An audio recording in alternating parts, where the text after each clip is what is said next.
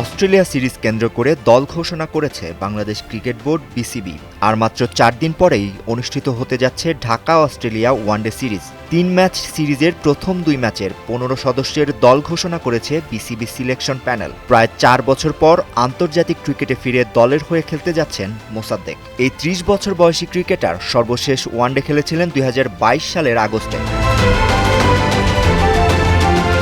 গত মাসে নিউজিল্যান্ডের বিপক্ষে ভালো খেলতে না পারায় দল থেকে ছিটকে পড়েছেন আফিফ হোসেন এবং মাহিদুল ইসলাম অঙ্কন। মোসাদ্দেকের সঙ্গে দলে ফিরেছেন অভিজ্ঞ উইকেট রক্ষক ব্যাটার নুরুল হাসান সোহান।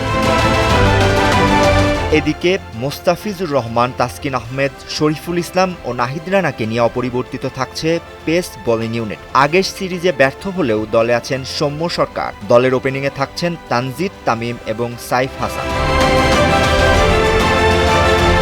এছাড়াও দলে আছেন অধিনায়ক মেহেদী হাসান মিরাজ, নাজমুল হোসেন শান্ত, তাওহিদ হৃদয়, রিশাদ হোসেন এবং তানভীর ইসলাম। আগামী 9 জুন মিরপুরের শেরেবাংলা জাতীয় ক্রিকেট স্টেডিয়ামে অস্ট্রেলিয়ার বিপক্ষে প্রথম ওয়ানডে খেলবে বাংলাদেশ। দ্বিতীয় এবং তৃতীয় ওয়ানডে যথাক্রমে 11 ও 14 জুন। এরপরেই 3 ম্যাচের টি-20 সিরিজও খেলবে দুই দল। Shakib Mahmud, Times today.